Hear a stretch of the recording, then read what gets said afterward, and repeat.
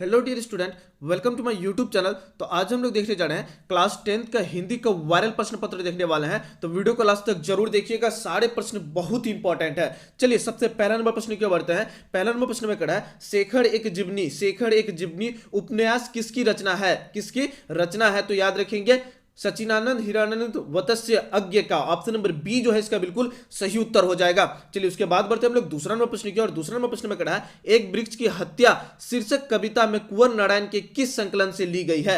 एक वृक्ष की हत्या शीर्षक कविता कुंवर नारायण के किस संकलन से ली गई है? तो याद रखेंगे इन दिनों से ली गई है। किससे ली गई है? इन दिनों से। ऑप्शन नंबर सी जो है इसका बिल्कुल सही उत्तर हो जाएगा। चलिए उसके बाद बढ़ते हम लोग तीसरा नंबर प्रश्न की ओर। तीसरा नंबर प्रश्न में कहा है कवि वीरेन डंगवाल के अनुसार जीवन में महत्वपूर्ण क्या है? कवि वीरेन डंगवाल के अनुसार जीवन में महत्वपूर्ण क्या है? तो याद रखेंगे संघर्ष महत्वपूर्ण है। तो ऑप्शन नंबर डी जो है इसका बिल्कुल सही उत्तर हो जाएगा। और इसी तरह का वायरल प्रश्न पत्र लेना चाहते हैं तो आप हमारे चैनल को सब्सक्राइब करना बिल्कुल भी ना भूले, ताकि आपको सबसे पहले वायरल प्रश्न पत्र आपको मिले। चलिए 4वां प्रश्न की ओर बढ़ते हैं। 4वां प्रश्न में कहा है किसकी रचना है? बीज अक्षर शीर्ष काव्य संकलन किसकी रचना है? तो याद रखेंगे 4 का जो सही उत्तर हो जाएगा वो हो जाएगा ऑप्शन नंबर ए अनामिका। किसकी? अनामिका। ऑप्शन नंबर ए जो है इसका बिल्कुल सही उत्तर हो जाएगा। चलिए उसके बाद बढ़ते हैं हम लोग 5वां प्रश्न की ओर। 5वां प्रश्न में कहा है कवि जीवानंद दास का जन्म कब हुआ? कवि जीवानंद दास का जन्म कब हुआ? तो याद रखेंगे 1899 ईस्वी में हुआ था। कब हुआ था? 1899। ऑप्शन नंबर बी जो है इसका बिल्कुल सही उत्तर हो जाएगा। चलिए उसके बाद बढ़ते हैं हम लोग 6 नंबर प्रश्न की ओर। इसी तरह का प्रश्न आपको हौला वाला प्रश्न देखने को मिलेगा, आपको गर्दा मचाना है। 6 नंबर प्रश्न में कहा है आनंद दास की किस शीर्षक कविता को रविंद्रोत्तर युग की श्रेष्ठतम प्रेम कविता की संज्ञा दी गई है? तो इसका जो सही उत्तर हो जाएगा वो हो जाएगा वनलता सेन। ऑप्शन नंबर सी जो है इसका बिल्कुल सही उत्तर हो जाएगा। इसी तरह का प्रश्न आपको देखने को मिलेगा। चलिए 7वां प्रश्न की ओर बढ़ते हैं। 7वां प्रश्न में कहा है रेनर मारिया रिल्के का जन्म कहां हुआ था? रेनर मारिया रिल्के का जन्म कहां पे हुआ था? तो याद रखेंगे ऑस्ट्रेलिया में हुआ था। कहां पे? ऑस्ट्रेलिया। ऑप्शन नंबर ए जो है इसका बिल्कुल सही उत्तर हो जाएगा। चलिए उसके बाद बढ़ते हैं हम लोग 8 नंबर प्रश्न की ओर। 8 नंबर प्रश्न में कहा है मेरे बिना तुम प्रभु, मेरे बिना तुम प्रभु शीर्षक कविता किसकी भाव है? शीर्षक कविता किसकी, किस भाव की है? तो याद रखेंगे भक्ति भाव की है। कौन सी भाव की है? भक्ति भाव। ऑप्शन नंबर बी जो है इसका बिल्कुल सही उत्तर हो जाएगा। चलिए उसके बाद बढ़ते हैं हम लोग 9 नंबर प्रश्न की ओर। 9 नंबर प्रश्न में कहा है प्रेमघन जी किस युग के महत्वपूर्ण कवि थे? प्रेमघन जी किस युग के महत्वपूर्ण कवि थे? तो इसका जो सही उत्तर हो जाएगा वो हो जाएगा ऑप्शन नंबर सी भरतेंद्र युग के। कौन से युग के? भरतेंद्र युग के। ऑप्शन नंबर सी जो है इसका बिल्कुल सही उत्तर होगा। चलिए उसके बाद बढ़ते हैं हम लोग 10 नंबर प्रश्न की ओर। इसी तरह का प्रश्न आपको देखने को मिलेगा, आपको गर्दा मचाना है। 10 नंबर प्रश्न में कहा है कवि दिनकर किसके लिए सिंहासन खाली करने की बात करते हैं? कवि दिनकर किसके लिए सिंहासन खाली करने की बात करते हैं? तो याद रखेंगे जनता के लिए। किनके लिए? जनता के लिए। ऑप्शन नंबर डी जो है इसका बिल्कुल सही उत्तर होगा। चलिए उसके बाद बढ़ते हम लोग 11 नंबर प्रश्न की ओर। 11 नंबर प्रश्न में कहा है कवि सुमित्रा नंदन पंत के अनुसार भारत माता के कितने संतानें दरिद्रता और अभाव से ग्रस्त है? तो याद रखेंगे 30 करोड़। कितने करोड़? 30 करोड़ भारत मां के संतान जो कि दरिद्रता और अभाव से ग्रस्त है। तो ऑप्शन नंबर ए जो है इसका बिल्कुल सही उत्तर हो जाएगा। चलिए उसके बाद बढ़ते हम लोग 12 नंबर प्रश्न की ओर। 12 नंबर प्रश्न में कहा है अयोध्या के राजा दशरथ के 4 पुत्र थे, कौन पदबंध है? अयोध्या के राजा दशरथ के 4 पुत्र थे, कौन पदबंध है? तो इसका जो याद करके रखिए संज्ञा पदबंध है। कौन सा पदबंध है? संज्ञा पदबंध। ऑप्शन नंबर बी जो है इसका बिल्कुल सही उत्तर हो जाएगा। चलिए उसके बाद बढ़ते हैं हम लोग 13 नंबर प्रश्न की ओर। 13 नंबर प्रश्न में कहा है समूह शब्द का पर्यायवाची शब्द निम्न में कौन है? समूह शब्द का पर्यायवाची शब्द निम्न में कौन है? तो इसका जो सही उत्तर हो जाएगा वो हो जाएगा ऑप्शन नंबर सी संघ।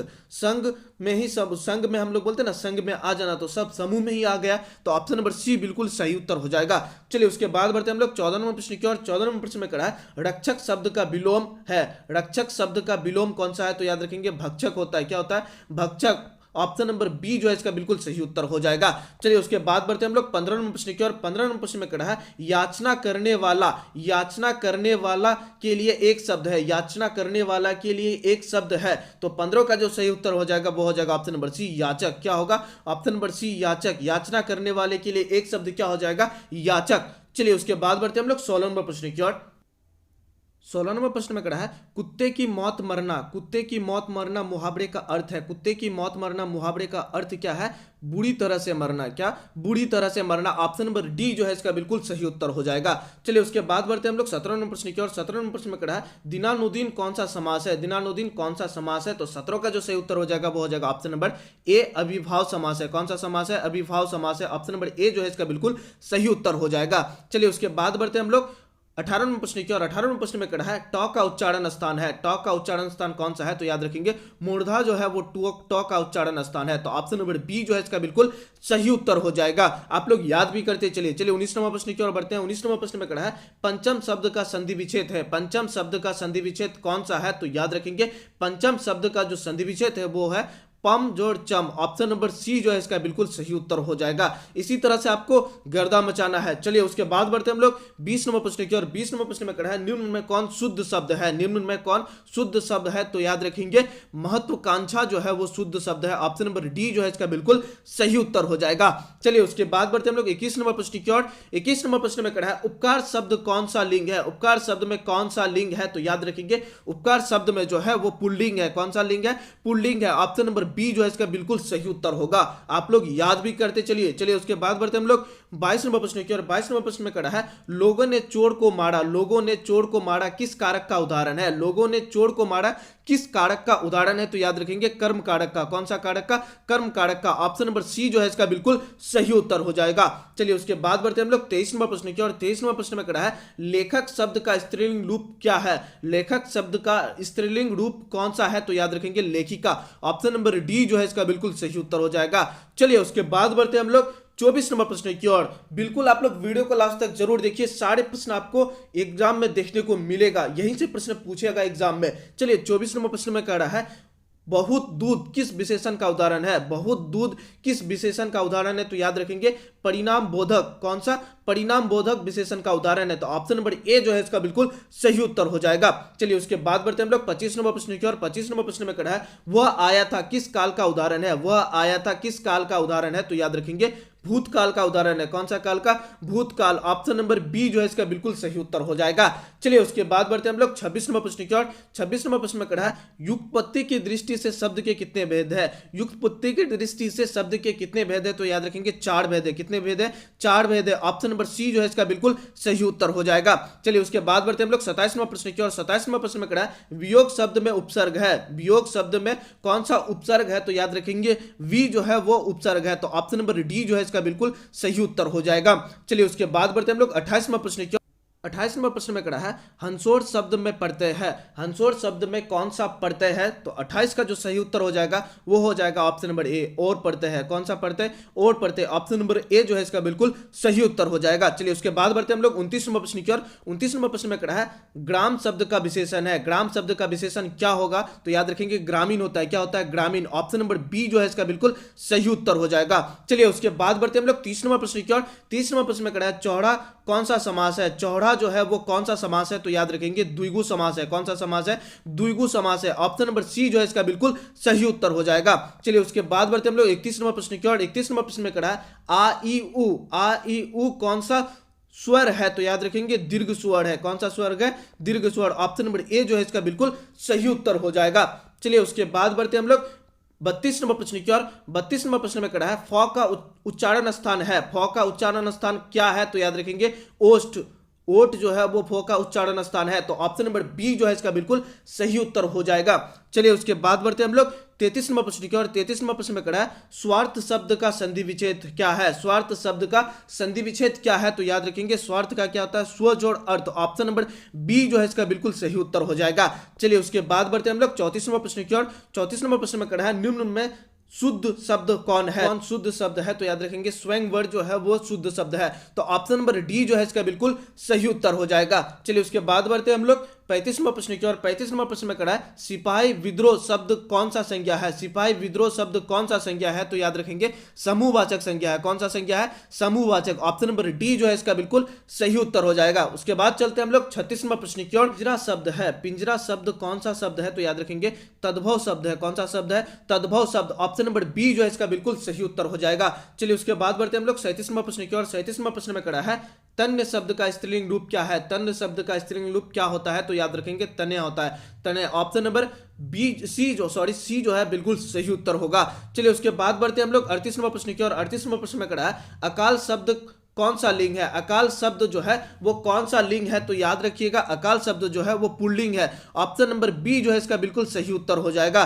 चलिए उसके बाद बढ़ते हम लोग 39 नंबर प्रश्न की और 39 नंबर प्रश्न में कड़ा है को के लिए किस कारक की विभक्ति चिन्ह है, किस कारक की विभक्ति चिन्ह है, को के लिए किस कारक की विभक्ति चिन्ह है, तो याद रखेंगे संप्रदान कारक की। कौन से कारक का? संप्रदान कारक। ऑप्शन नंबर सी जो है इसका बिल्कुल सही उत्तर हो जाएगा। चलिए उसके बाद बढ़ते हम लोग 40 नंबर प्रश्न की और 40 नंबर प्रश्न में कड़ा है शिकारी ने बाघ मारा किस कारक का उदाहरण है। शिकारी ने बाघ मारा किस कारक का उदाहरण है, तो इसका जो सही उत्तर हो जाएगा 40 का वो हो जाएगा ऑप्शन नंबर डी कर्म कारक का। कौन सा कारक का? कर्म कारक का उदाहरण है। ऑप्शन नंबर डी इसका बिल्कुल सही उत्तर हो जाएगा। चलिए उसके बाद बढ़ते हम लोग 41 नंबर प्रश्न की और 41 नंबर प्रश्न में कड़ा है उस घर के कोने में बैठा हुआ आदमी जासूस है। उस घर के कोने में बैठा हुआ आदमी जासूस है किस पदबंध का उदाहरण है, किस पदबंध का उदाहरण है, तो इसका जो सही उत्तर हो जाएगा वो हो जाएगा ऑप्शन नंबर डी विशेषण पदबंध का। कौन सा? विशेषण। ऑप्शन नंबर डी जो है इसका बिल्कुल सही उत्तर हो जाएगा विशेषण पदबंध। चलिए उसके बाद बढ़ते हम लोग 42 नंबर प्रश्न की और 42 नंबर प्रश्न में कड़ा है जो लड़के अच्छे होते हैं वे परिश्रमी होते हैं। जो लड़के अच्छे होते हैं वे परिश्रमी होते हैं इस वाक्य का उदाहरण है, तो याद रखेंगे मिश्र वाक्य है। कैसा वाक्य है ये? मिश्र वाक्य का उदाहरण है। ऑप्शन नंबर ए जो है इसका बिल्कुल सही उत्तर हो जाएगा। चलिए उसके बाद बढ़ते हम लोग 43 नंबर प्रश्न की और 43 नंबर प्रश्न में कड़ा है आंख चाड़ होना मुहावरे का अर्थ है।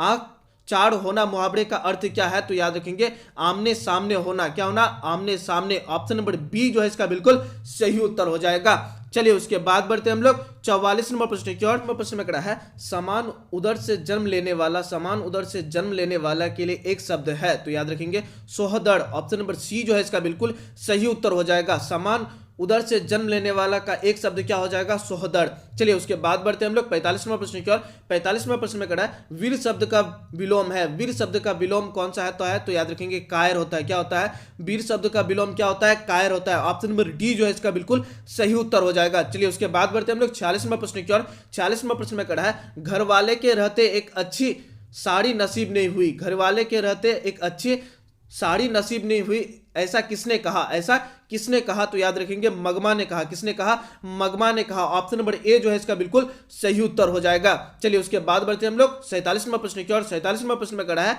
घर पर दो लड़कियों और साल भर के लड़के को लेकर कौन अकेली थी। घर पर दो लड़कियों और साल भर के लड़के को लेकर कौन अकेली थी, तो याद रखेंगे लक्ष्मी अकेली थी। तो ऑप्शन नंबर बी जो है इसका बिल्कुल सही उत्तर हो जाएगा। चलिए उसके बाद बढ़ते हम लोग 48वां प्रश्न की और 48वां प्रश्न में कड़ा है माँ को कितनी पुत्रियां थी। माँ को कितनी पुत्रियां थी, तो याद रखेंगे 2 पुत्रियां थी। कितनी पुत्रियां थी? 2 पुत्रियां थी। ऑप्शन नंबर सी जो है इसका बिल्कुल सही उत्तर हो जाएगा। चलिए उसके बाद बढ़ते हम लोग 49 नंबर प्रश्न की और 49 नंबर प्रश्न में कड़ा है यह बात अच्छी नहीं लगती, यह बात अच्छी नहीं लगती कि माँ महीने भर इधर उधर लुढ़कती रहे। यह किसने कहा? यह किसने कहा, तो याद रखेंगे कैलाश ने कहा था। किसने कहा? कैलाश। ऑप्शन नंबर डी जो है इसका बिल्कुल सही उत्तर हो जाएगा। चलिए इसके बाद बढ़ते हम लोग 50वां प्रश्न की और 50वां प्रश्न में कड़ा है भर आई आंख पोंछकर किसने आकाश की ओर देखा।